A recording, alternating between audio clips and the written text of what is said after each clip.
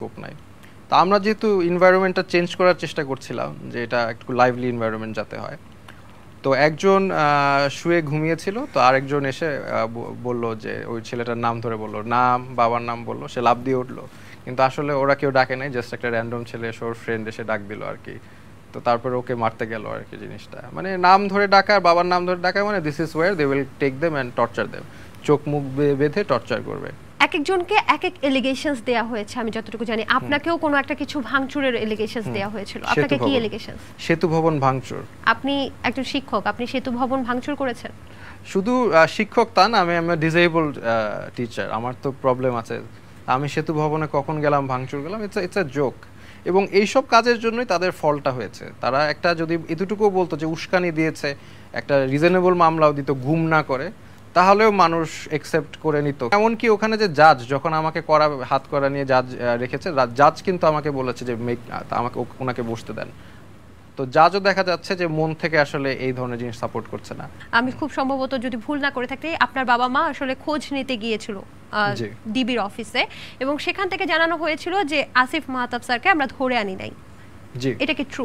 জি জি, এটা তো ভিডিওতেই আছে, এবং আপনারা যারা বিভিন্ন মিডিয়া যারা তারা কভার করেছে যে তারা একদম ডিরেক্ট ডিনাই করেছে, কিন্তু তারপরে তো আবার প্রেসের সামনে দেখতেই পাচ্ছি যে আপনাকে ধরে নিয়ে যাচ্ছে। তাহলে ডিনাইটা করলো কেন? ডিনাই করার এটার একটা জিনিস হচ্ছে যে তারা যখন টর্চার করে, তো তারা প্রথমে গুম করে ইচ্ছা মতো টর্চার করে, মানে অমানবিক যত টর্চার করা যায়। তারপরে যখন কোর্টে নিয়ে যায় রিমান্ডের আগে, মেজরিটির জন্য তারা যেটা ইনফরমেশন দেয়, আমরা আসলে গুম করিনি, কেউ একজন করেছে, আমরা উদ্ধার করেছি, উদ্ধার করার সময় আমরা এই অবস্থায় পেয়েছি, টর্চার্ড অবস্থায়। তো এটা হচ্ছে তাদের একটা ন্যারেটিভ, মানে লিগ্যাল লুপহোল। এটা কি আপনার ক্ষেত্রেও বলা হয়েছে? এটা আমার ক্ষেত্রেও, সবার ক্ষেত্রেই মেজরিটি। কিন্তু রিমান্ডে মারে হচ্ছে যাদেরকে তাদের মানে স্পেসিফিক ক্ষোভ আছে বা যাদের অতটুকু পাওয়ার বা ইনফ্লুয়েন্স নাই, তাদেরকে রিমান্ডে মেইনলি মারে। বাট যাদেরকে হচ্ছে একটু হাই প্রোফাইল, তাদেরকে এইভাবে গুম করে নেয়, তারপর বলে আমরা জানি না, আমরা উদ্ধার করেছি, পেয়েছি, এই জায়গায় ওই জায়গায় পেয়েছি, বাট আমরা তাকে হিট করি নাই। একজনকে পানি খাওয়ানোর অপরাধেও আমি যতটুকু আপনার ভিডিও থেকে, উনি কে ছিলেন? উনি কে ছিলেন আমি এক্স্যাক্টলি মনে পড়ছে না। ওনার ওয়াইফ হচ্ছে নার্সিং করে, মানে উনি ছাত্রদেরকে পানি খাইয়েছিলেন, এটাই তার অপরাধ ছিল? জি জি, এটা তার অপরাধ ছিল। ওনাকে অনেক মারা হয়েছে। আপনি তাকে সম্ভবত একটা প্রশ্ন করেছিলেন যে আপনি এই যে এত এত মার খেলেন, এত ভয়ঙ্কর অত্যাচারের মধ্য দিয়ে গেলেন, আপনি কি বের হয়ে আবার ছাত্রদেরকে পানি খাওয়াবেন? তার উত্তরটা কি ছিল? না, ওনাকে এমন ভাবে মারা হয়েছে, আমি যেটা দেখলাম, উনি কিন্তু যে এখান থেকে এখানে পানি নিবে সেটাও উনি পারতো না, হেল্প করা লাগতো। তো উনি বেসিক্যালি শুয়েছিল, তো তখন আমি বললাম যে উনি ডিসক্রাইব করেছে যে আমাকে এইভাবে মারা হয়েছে, এবং উনি আমাকে বলল যে আমাকে মেরে আনার সময় ওনার আপনার ব্যাপারে বলছিল যে আপনি অনেক ট্যালেন্টেড এসে। তারপরে উনি আসলে শুয়েছিল, শোয়ার থেকে উঠতে পারতেছে না, তো উনি পানি খাওয়ানোর জন্য তাকে এত মারা হয়েছে। তাই আমি বললাম যে পানি খাওয়ানোর জন্য, ছাত্রদেরকে পানি খাওয়ানোর জন্য মারা হয়েছে, এত মার খেয়েছেন, আপনি কি আবার করবেন, ছাত্রদেরকে আবার পানি খাওয়াবেন?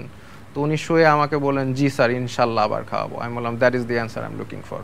আমরা আবার করব, আমরা বেরোয়ার সাথে সাথে আবার করব, আমরা কোনো অপরাধ করি নাই, আমরা লিগ্যাল কাজ করেছি এবং আমরা আবার করব। ছাত্রদের পানি খাওয়ানো কোনো অপরাধ হতে পারে না।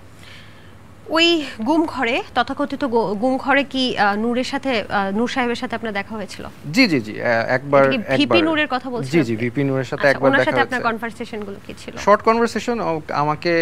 ওনাকে আমাদের সাথে জাস্ট 1 ঘন্টার জন্য রাখা হয়েছে, ওখানে যে ওর সাথে দেখা হলো, এবং ওকে বললাম যে কি অবস্থা, বললো আমাকে অনেক মেরেছে স্যার, অনেক মেরেছে, প্রচুর মেরেছে।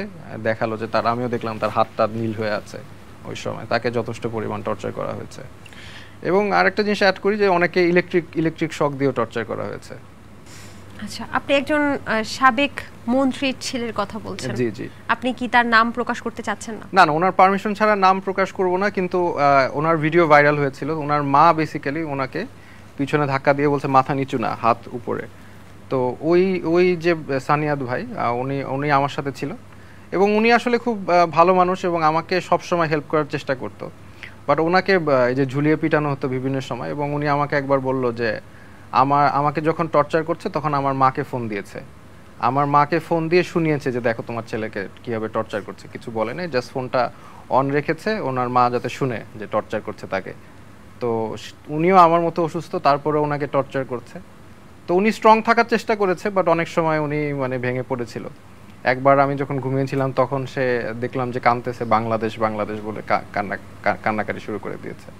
তা আমরাও মজা করতাম এটা নিয়ে, হচ্ছে মজা করার চেষ্টা করতাম যে উনি বলতো যে আমার মা যে 2টা সেকেন্ডের জন্য আমার হাতটা তুলাই দিল এই জন্য যে আমাকে কি পরিমাণ টর্চার করলো। আমি বললাম হ্যাঁ এই 2টা সেকেন্ডের জন্য আপনি তো সেই রকম টর্চার হলেন।